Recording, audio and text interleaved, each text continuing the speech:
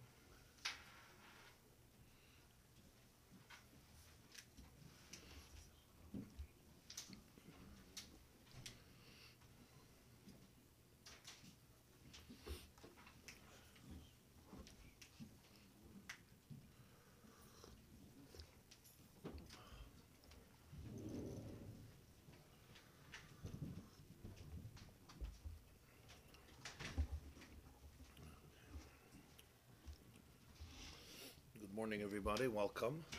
Bruchim Habayim. So we're holding on we're up to page Nun Beis, I believe.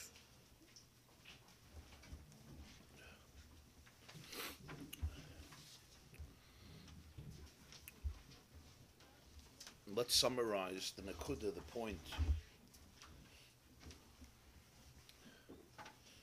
that we have been exploring.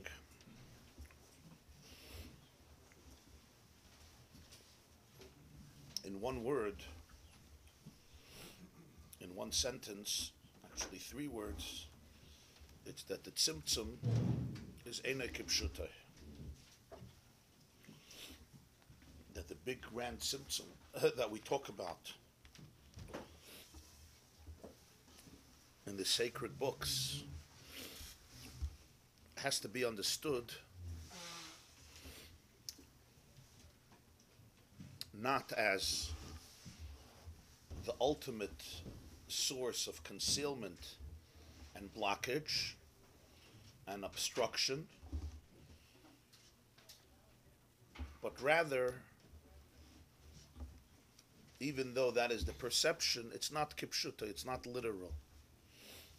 Even though it obscures the light, simultaneously it also reveals it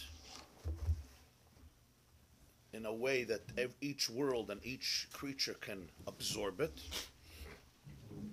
and furthermore contains within it the potentiality for the person to unravel the nimshal within the mashal, the depth, the full infinity within the finite, and reach the state of reality which we would call the pre-tzimtzum reality, the one before concealment.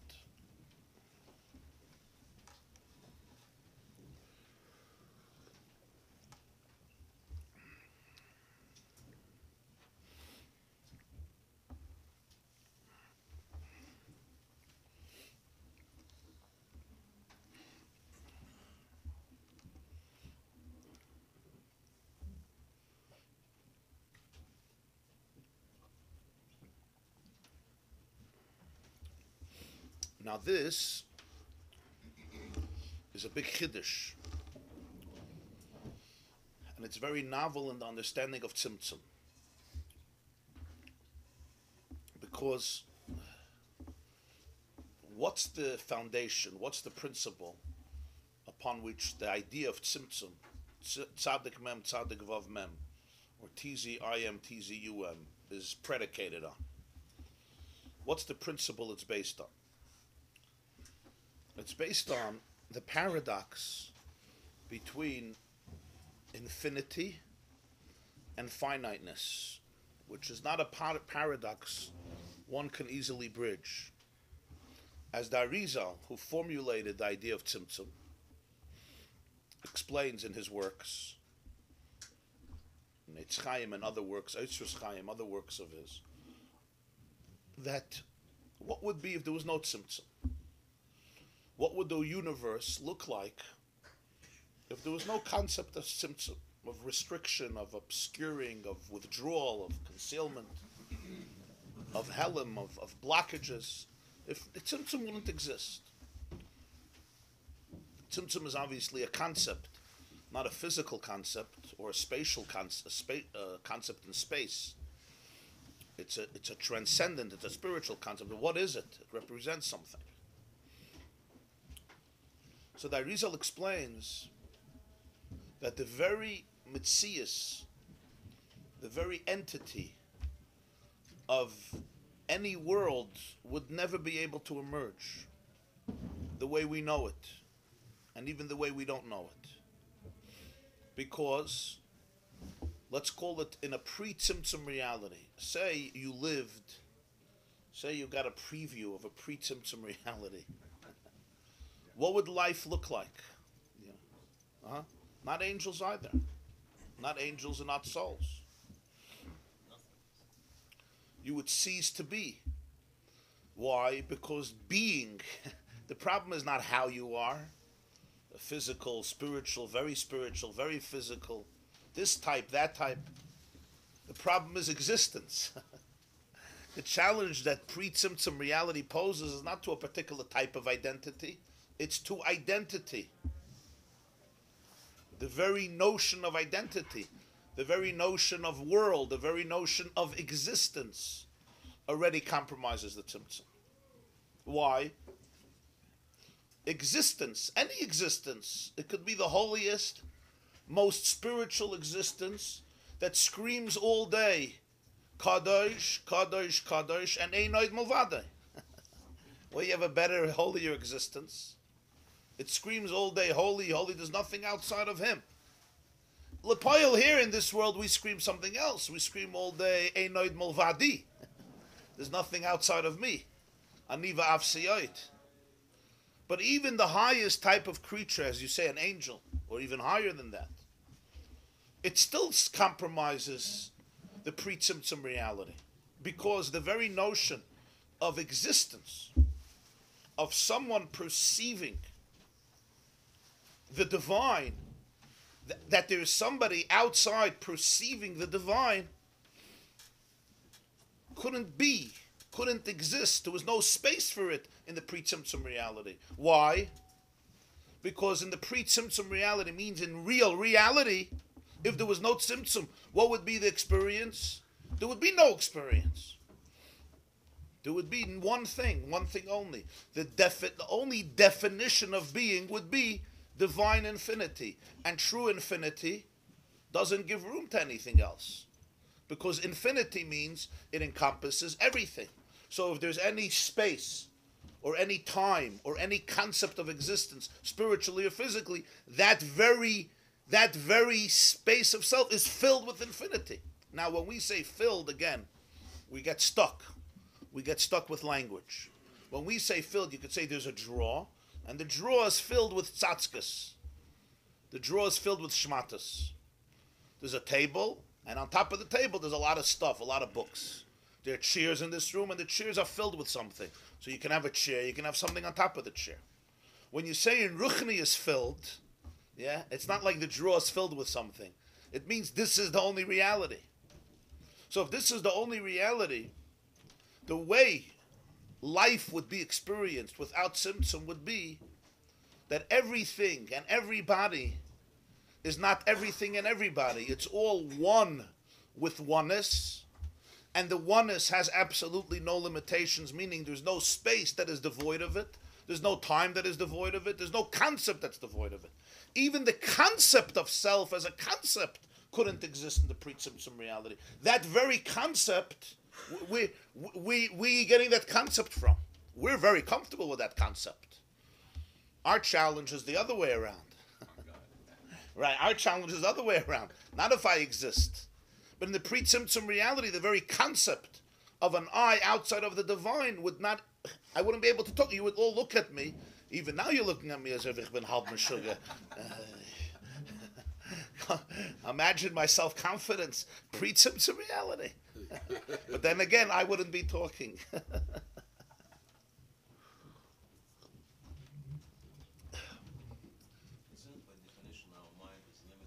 Of course. The very mind is already post-symptom. The mind is formulated.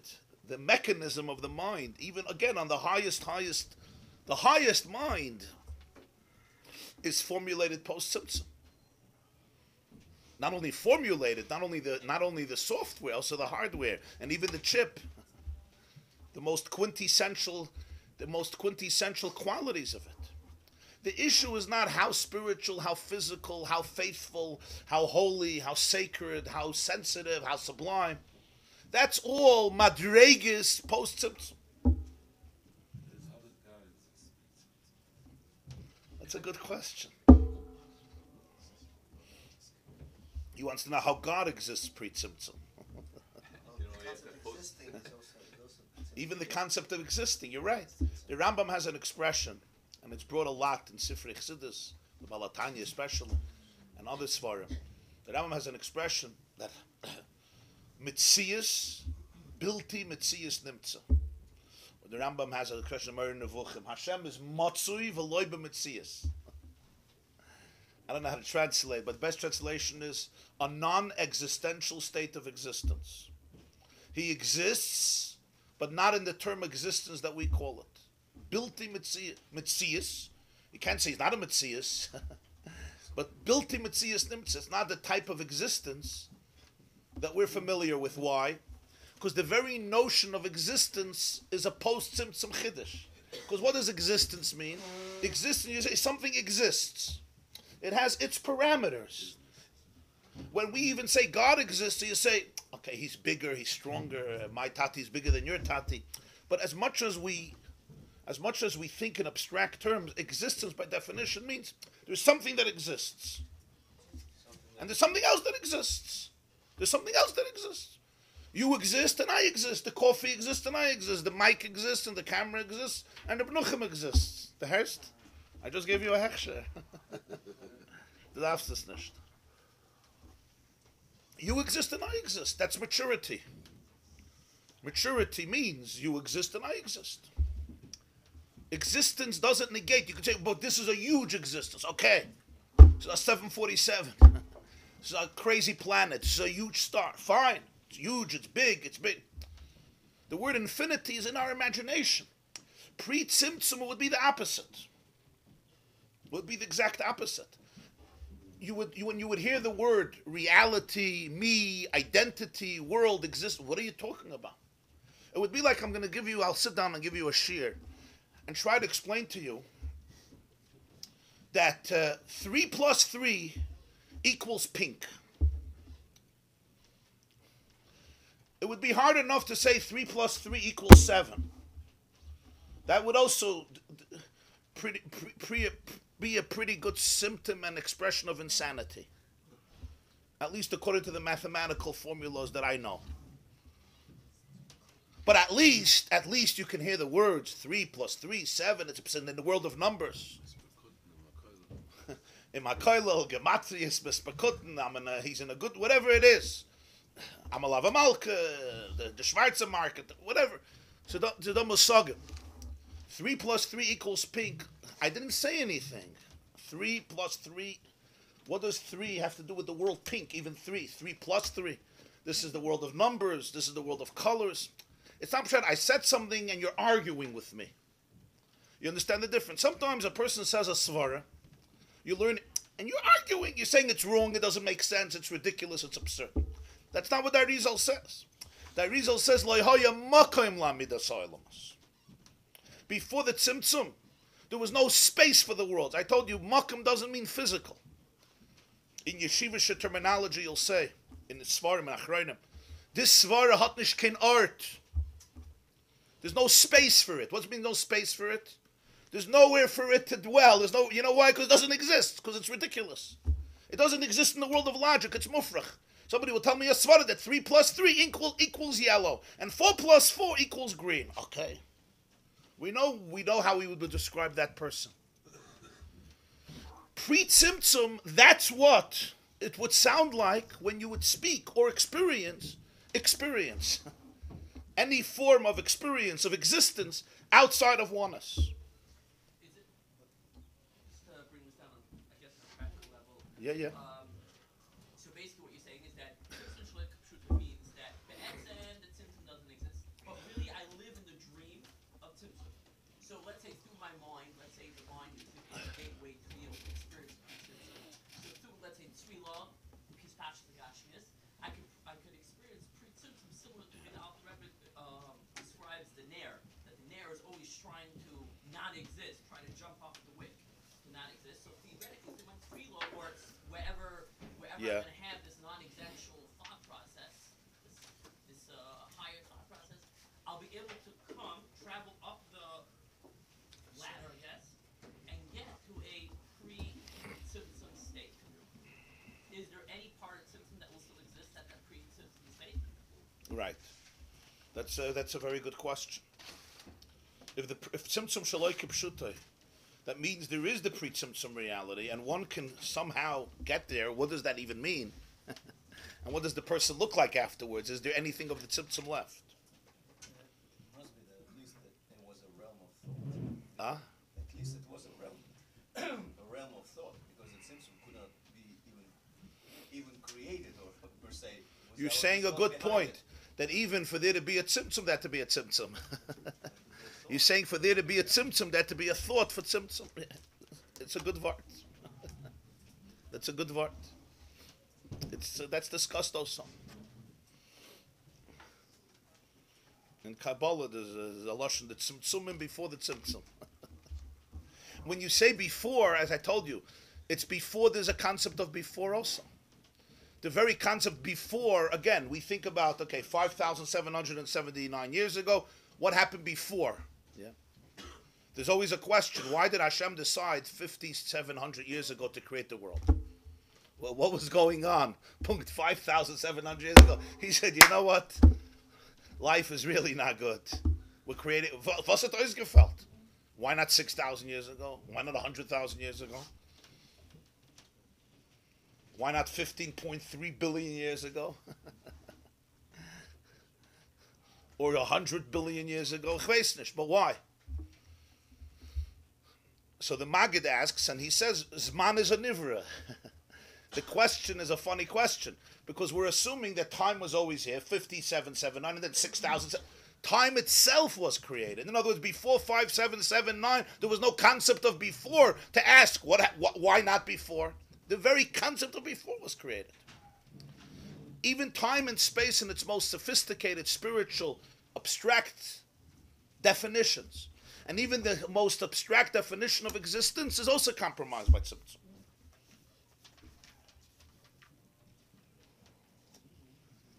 There's an expression by the Rebbe Rashabtak in another Maimer. He says, pre-Tzimtzum, just his expression, Olam is Elikus bepshitis v'olam is b'eschatshus.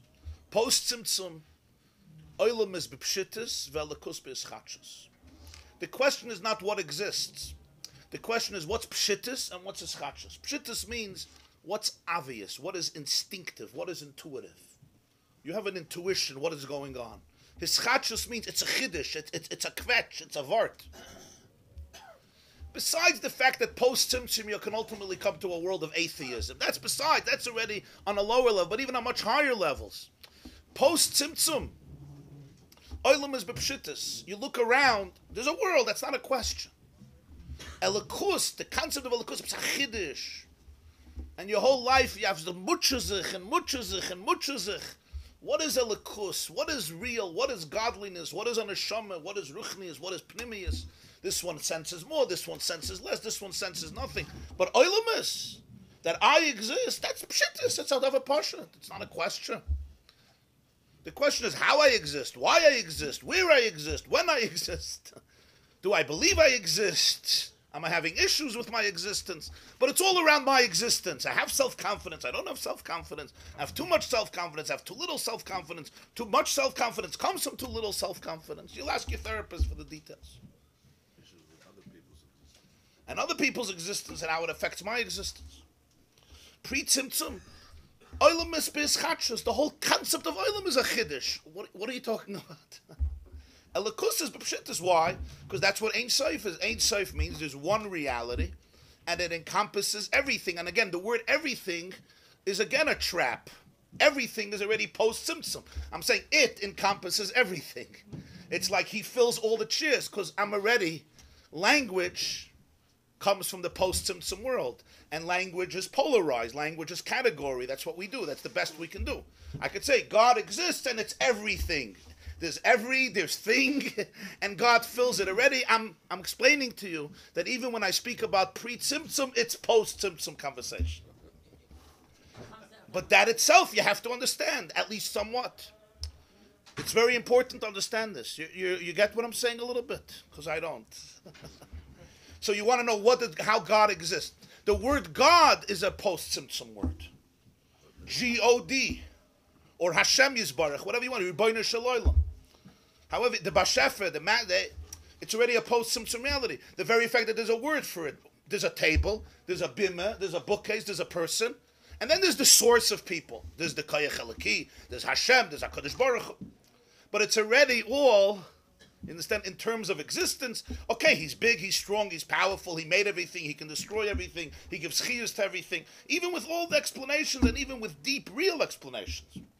It's already in the post-Tzimtzum dictionary. Our dictionary of words was written by Webster, Lahavdil, whoever the Webster was, in the post-Tzimtzum.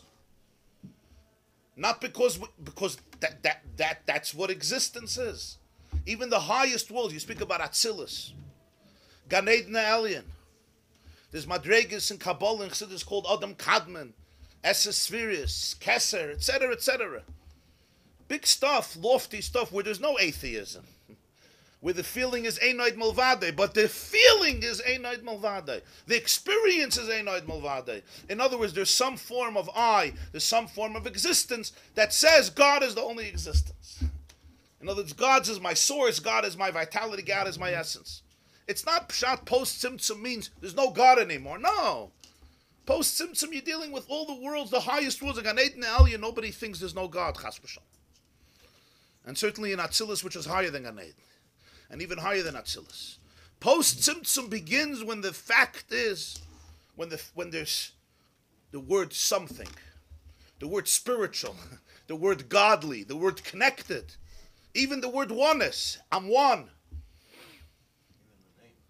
Even the name, even defining Hashem in terms of existence is already a chiddush of Tzimtzum. So is it part of the blueprint, something that preceded Tzimtzum? Looking into? It depends which aspect of Torah. As a blueprint, something that... No, that's post. So Torah existed before it was used as a blueprint? Yes, yes. In Torah itself, there's many madregas. You're right. Yeah. What about Torah? So I'm saying Torah as a blueprint for existence is a blueprint for existence.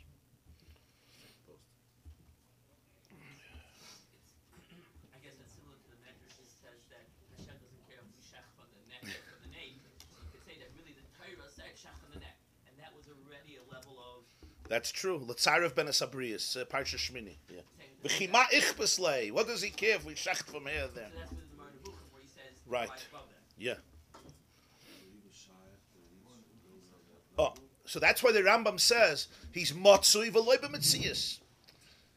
He exists. I'm not saying he doesn't exist, but the way we define existence doesn't capture his existence. Why? Because we define existence according to the dimensions of our understanding, even when we talk about spiritual existence. Love, we all understand, is not a tangible existence. Love doesn't exist. I can't pour love into this cup. I can pour you a cup of coffee with love. But love doesn't have a space. It exists in this chair. An idea. Where does an idea exist? There's an idea. Yeah. It's a principle that's accepted in Shas as a svara. The Gemara says many times, Kra lamali svarahu. It's logic. Where does logic exist? It exists in my brain. And before I was born, there was no Hamaitzi Mechaver Elavaraya. Before my brain existed, there was no Hamaitzi. Logic exists in me. It also exists outside of me. The idea is it's not limited to a space. We can understand and relate to things that are not things. They don't exist in a physical space. A body has to exist in a space. A table exists in a space. That's its definition. We can understand that spiritual reality is not limited to a particular physical space. But it's still limited to a spiritual space. I don't call it a physical space. That's what we say. This svara has a place. There's a makom, there's a space for it. Says the Arizal, pre-tzimtzum lo haya makom la midas olamas. There was no space for it. Not only there was no physical space, because God filled everything. That concept of God filling everything is already a post-tzimtzum metaphor.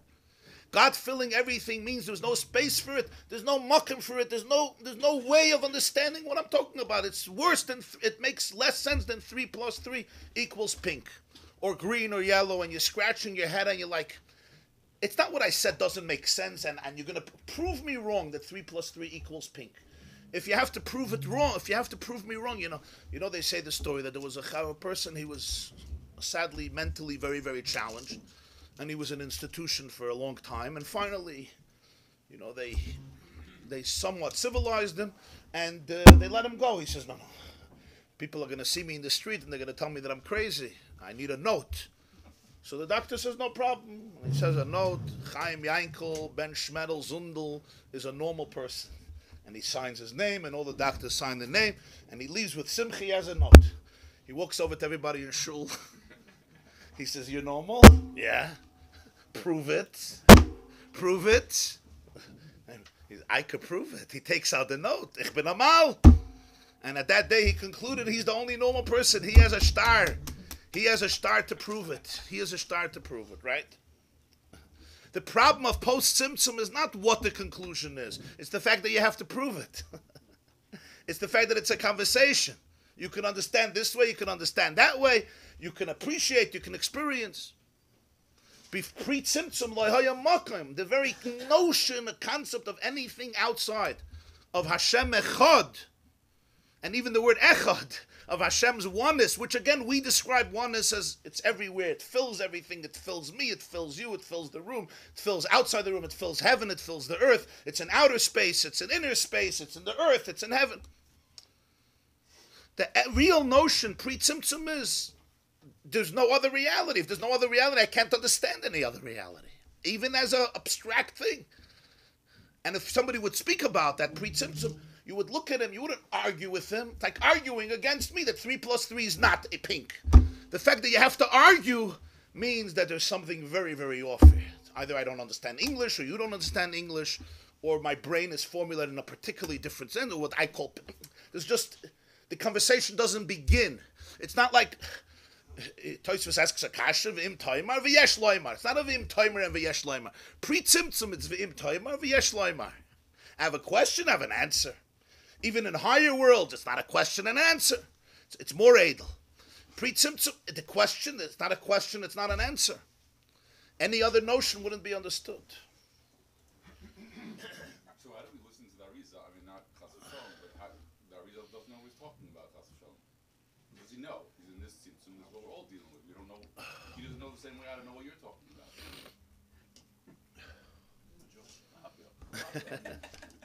No, Chas v'Shalom, I'm not saying, I'm not. What's the purpose of thinking about our connection to Hashem when really pre-Tzimtzum doesn't really exist? Meaning, what level of Now who says this is even right? We can't get it. We can't get there anyways. Just Ultimate is. tzimtzum we can't get anyways because that doesn't make any sense to us. Right. The question is, we're saying, what's the purpose of talking even about this? We live post Tzimtzum. Well, that's a good question.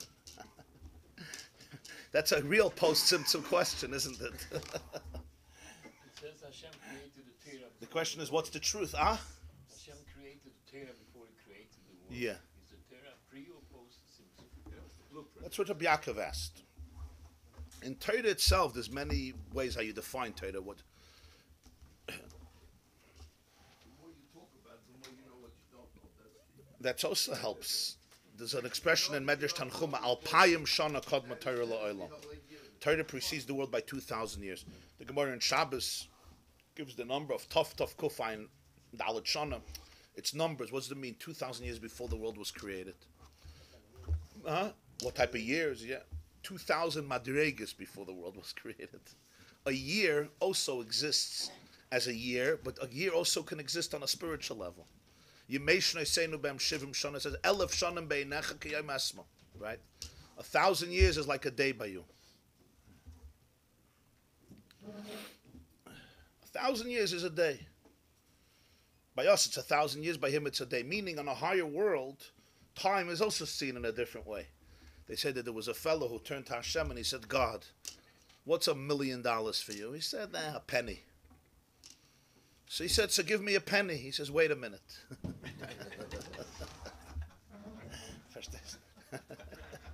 He's still waiting. So when you say, you still say Alpayim Shana Kadma Torah La'olam, because on this level of Torah, it's still relative to the world. So now,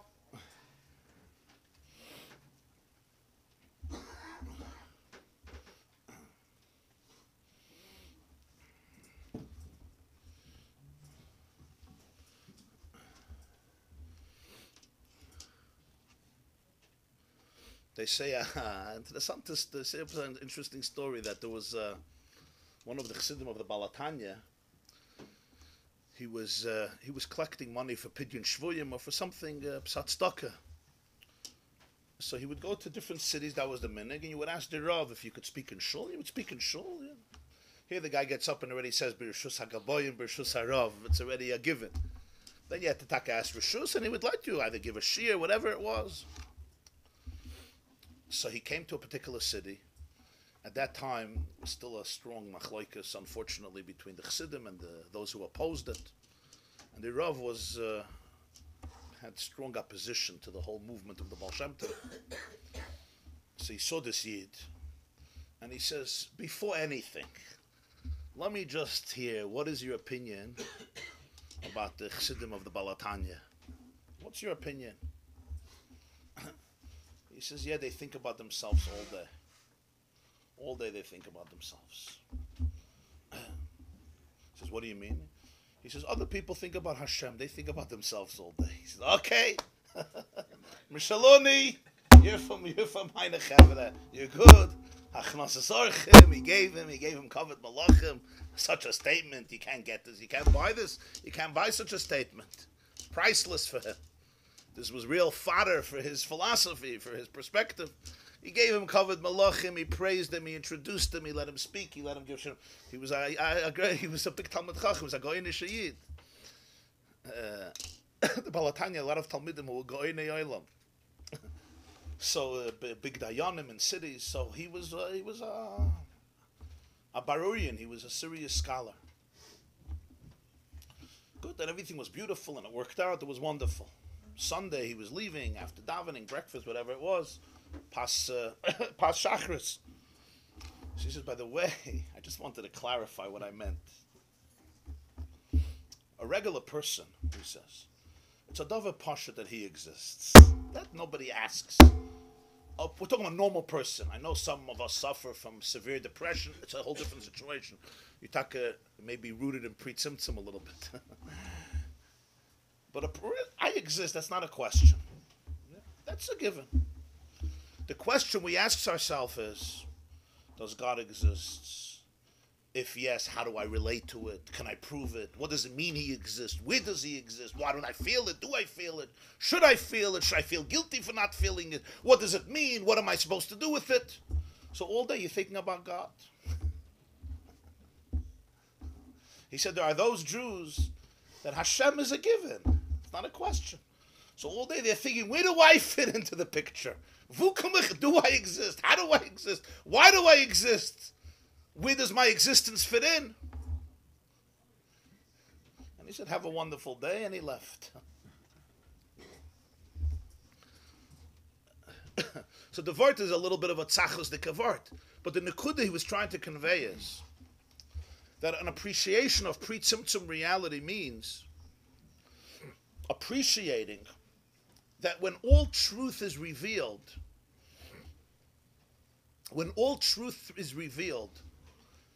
the tzimtzum, ultimately, what it initiated was not stam a world. The very notion of a world, the very notion of I, the very notion of identity, the very notion of existence, outside of Ein Sof, any other definition, including the definition of spiritual existence, that's already a chiddush of tzimtzum. And we understand then that what the tzimtzum introduced was, what happened in the tzimtzum? The way that Arizal puts it is, the infinity withdrew itself. So now there's space for identity. There's space for there's something we could call existence. Even if we introduce God into the existence, but we're introducing Hashem into the existence, we already see it. We already see that God, and we say God is everything. But there's everything and God is everything. That very notion, what I said before, Olam is b'pshittus and Elokus b'eschatshus. But what's the pshittus? What's b'pshittus? What's the simple instinct? The simple instinct is existence.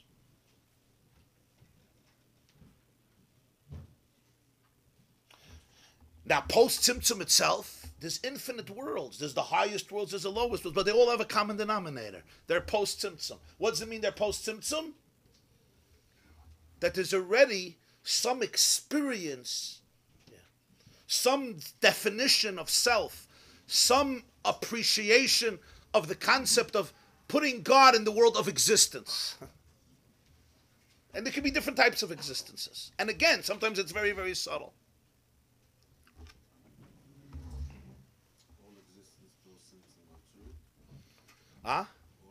So all existence post-Tzimtzum, you want to know if it's true? In the post-Tzimtzum reality, it's very true. Because the Tzimtzum happened. The Tzimtzum is not fiction. When we say Tzimtzum not kipshut, it doesn't mean Tzimtzum is not fiction. Tzimtzum is real. But it basically means that all of these experiences are based on the notion of Tzimtzum. So what happens if you would have a preview of pre-Tzimtzum reality? Everything changes. What does it mean everything changes? It doesn't become better. Reality is seen in a completely new way. Becomes transparent. Doesn't exist. No, it becomes transparent. It doesn't exist as anything outside of Hashem. But if you see it, you become part of it. You're right. You can't see it. If you see it, you're part of it. You're right. That's Nadav and Avihu were frustrated with Tzimtzum. They were frustrated with Tzimtzum. The Reb Chaim says in Parshas Acharei Mos, "B'karvasum lifnei Hashem v'yamusu." They died because they wanted to be close. They couldn't deal with Tzimtzum. The Reb Chaim has their expression, "Lo nimnu mikroiv." They didn't prevent themselves from coming close. Yedidus, neshikus, arevus, chavivus, mesikus. His expressions over there, the Reb Chaim are very, very powerful and potent. They wanted to kiss and embrace and hug and experience the full ecstasy and sweetness. They didn't want a compromised existence. They wanted infinity. So you know what? They got it. Vayamusu. They stopped being separate. And yet we call it a sin. There are two types of sins in Yiddishkeit. There are ugly sins that I don't have to elaborate on. Some of you know them. And then there are holy sins. But there are also sins. The Meraglim Lamashal, right, according to the Chiddush of the Balatanya, were very holy sinners. They didn't want to go into Gashmis. They wanted to remain in the Midbar. Nadav and Avihu were holy sinners. Moshe says, B'kdoshai, ekaved. Moshe says, Rashi says, Gdoilim mimene umimcha. They're greater than you and me.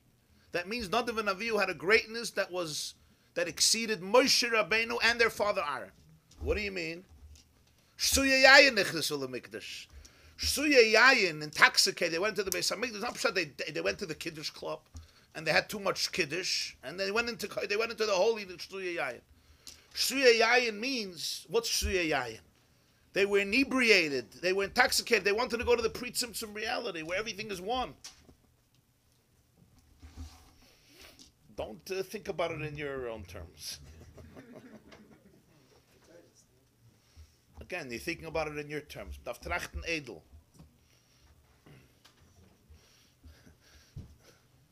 The learning about pre-Tzimtzum helps that even post-Tzimtzum, there's an edelkeit. You understand? There's an edelkeit. There's a certain refinement. How you look at ego. The problem with ego is not you're wrong. The very definition of ego is already a chiddush post-Tzimtzum. The concept couldn't exist. That's what real bittul means. Real bittul means complete oneness. You're not nullifying something. In a world of real bittul, you don't have to nullify. It's l'chatchila one. You don't have to nullify. It's not. There's no tension there. Now, so this itself, one has to at least a little bit appreciate what the Tzimtzum achieved, what Tzimtzum accomplished.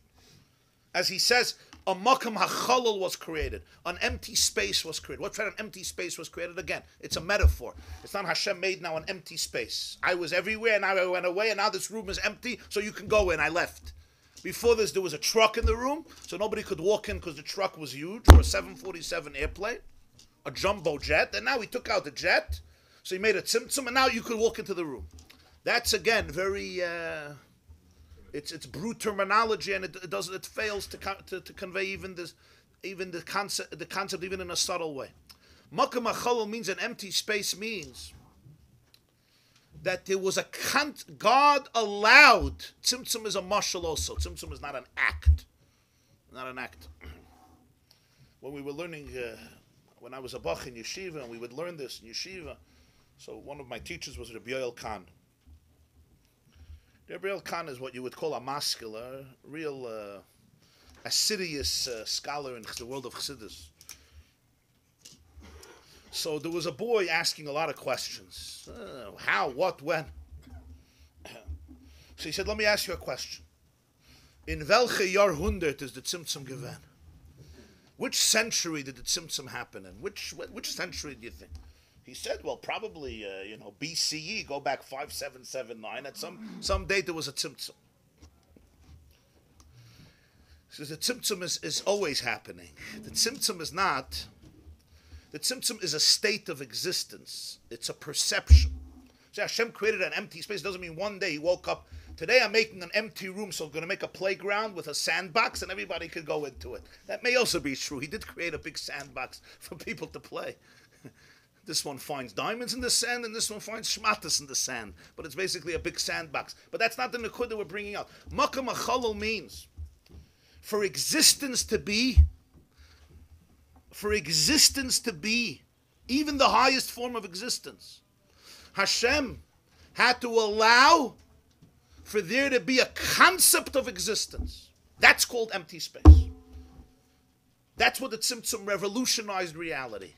That there should be something called reality. Reality, however you define reality. Define reality as science, physics, spiritual, physical, very physical, brute, random, intentional, purposeful. But there's reality, yeah. That's a chiddush of Tzimtzum. There's reality. Now tell me what reality is. Reality is me, reality is you, reality is money, reality is covet, reality is food, reality is addiction, reality is kinna, taiva, covet, or reality is ruchnius. So zayin. But reality, that's already an empty space. That Hashem had to allow that there should be able to be a concept. Forget an existence, a concept of existence. A concept of I, a concept of it, a concept of we, a concept of world, a concept of identity, a concept outside of Einoid Mulvade, outside of absolute oneness that's infinite. That was the greatest leap, the most, to use words of physics, there was the greatest quantum leap, is the moment of Tzimtzum. Because that's the moment where there's a breakdown of language, so to speak. That now there's an empty space. What do we mean an empty space? That empty space is also filled with Hashem. An empty space means you could speak about a space that's filled with God. In other words, there's a concept called concept. There's a concept called existence. So you say, okay, thank you very much. So what do you want from me now? So how do we understand this? So there were those who tained Tzimtzum Kipshutay. Tzimtzum Kipshutay means, you're right, that's who we are. That's who we are. Live your life, pay taxes, yeah? No? Pay taxes, live your life. I don't mean only to the IRS. I mean pay the taxes you gotta pay. The spiritual taxes too. Pay taxes, get your schar and end it. You're right. We live in a sandbox, fine. So what do we do now? What do you want to do? You want to be God? There was a philosopher who once said, if there is a God, I want to be him. Why am I not him? Tzimtzum Shaloi Kipshutai was one of the Yesodis of Teres HaBaal Shem Tov. Because basically the question is, can there be ultimate unity between truth and me? Or basically, ultimate unity means there's no I, there's no world, fine. Maybe one day we'll go back to that, maybe not, I don't know. In the meantime, do what you gotta do, and you live taka in this limited place.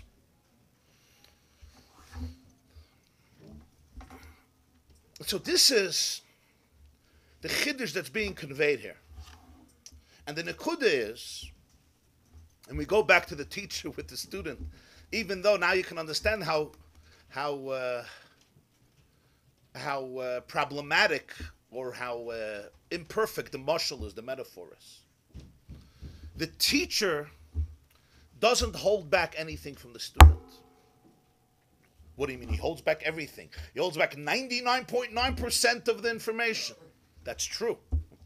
But he really doesn't hold back anything. Why?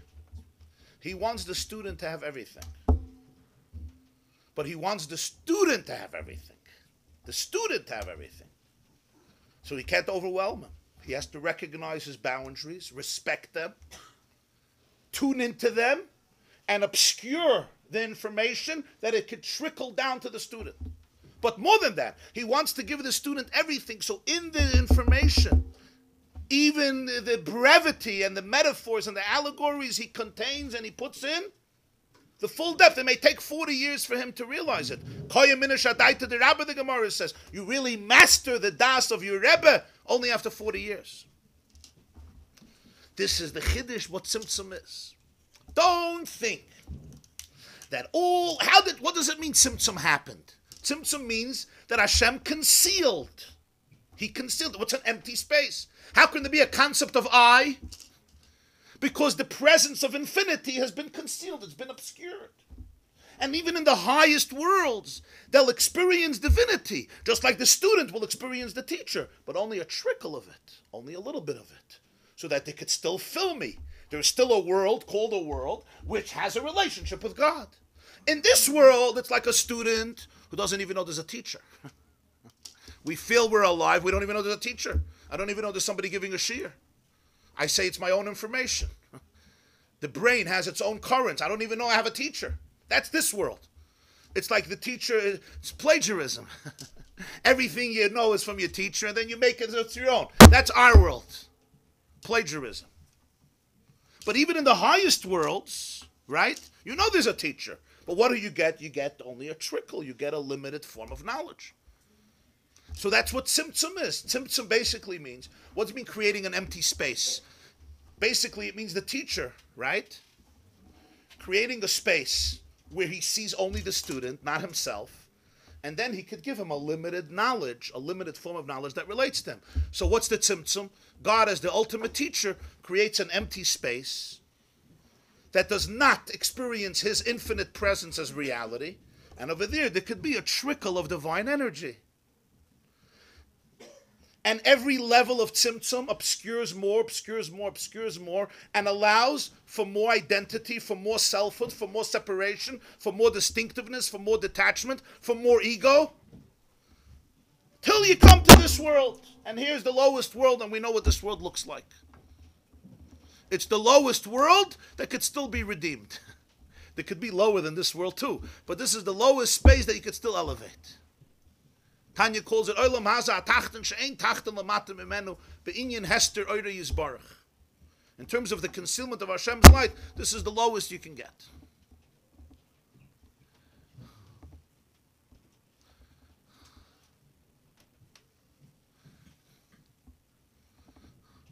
So on one level you say, okay, there's pre-Tzimtzum, there's post-Tzimtzum, and here we're post-Tzimtzum. So he says that's not the pshat. That's not the pshat. For the teacher, there was never a tzimtzum. Why? Because even in the little information that he gives the student, he sees everything. That's for him. But for the student, there was a tzimtzum. If not, he wouldn't be a student. The tzimtzum is effective. We're not saying there was no tzimtzum. We're saying there was. We're not saying tzimtzum is a myth. We're not saying tzimtzum is imagination. We're not saying it's fiction, science, spiritual science fiction. It's real. But what's pshat? It's real. Real doesn't mean that it's an ultimate partition. Real means that it's a channel through which the whole Ein Sof wanted to communicate, but in a way that it could have a relationship with the world and not break the world, and not overwhelm it and not destroy it. And ultimately, within every mashal, you have the whole nimshal. So that the universe, within its own parameters, can discover ultimately that every level of the tzimtzum, every level of the mashal, really contains the nimshal. And so, im esak shamayim shamata, v'atziyah sha'ol hineka. So even though we exist in a post-Tzimtzum reality, and a post-Tzimtzum reality is completely based on the light being obscured, not only Legabe Hashem is the light not obscured, and even in the empty space you have the same full light, the same intensity, the same infinity, even within the finiteness. Because the finiteness is only a cover for infinity, it's only a way of channeling infinity, and he sees within the finite the whole infinite. But even from the student's perspective, the whole purpose of the Tzimtzum was to channel infinity within a finite world, and within the finite kalim, you have the whole infinity. Like the teacher who put it all into the mashal. Elamai, now you have the avodah to go up. What's the avodah? The avodah is to be able to see in every nekuda, in every point of life, in every nekuda of self, in every aspect of self, in every aspect of existence, that really the finite is a manifestation of infinity. It's not separate. And therefore, within the universe that is based on Tzimtzum, one can touch, one can reach, and one can be completely unified with the ultimate truth without any compromise. And in a way, that's even deeper than pre-Tzimtzum, because pre-Tzimtzum needed the Tzimtzum in order to create a world. It had to obscure the light. The accomplishment of Avodah post-Tzimtzum is that in the world that L'cha'ira created post-Tzimtzum is unified with the complete Ein Sof. Just like the student who after 40 years, now he, within his mind, has managed to access the full wisdom, the full depth of the teacher.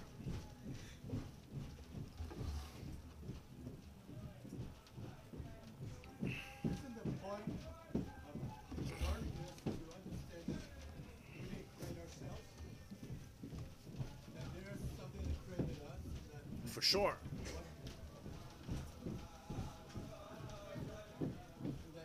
Even though it's so small, it's like someone who's starving, he gets just a little bit of food.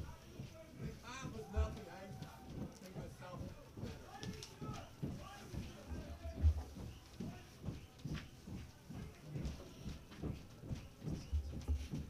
Now you want to know, what does this mean practically? What does this mean?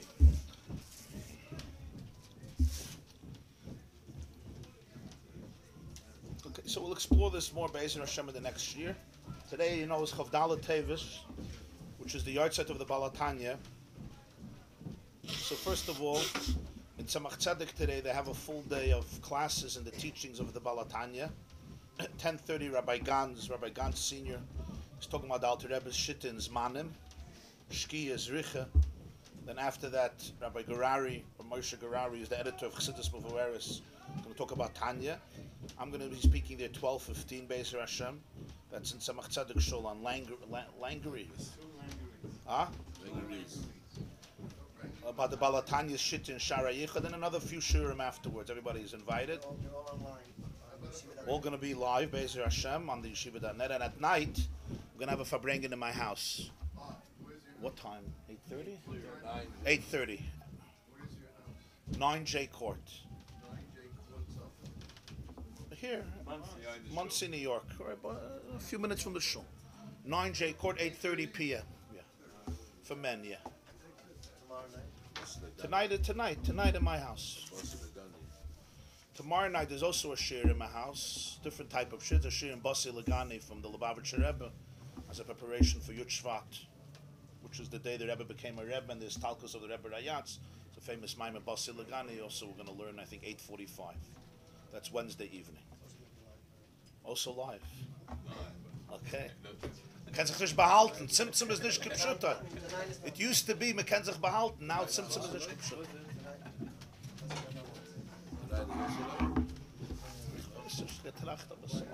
Ja.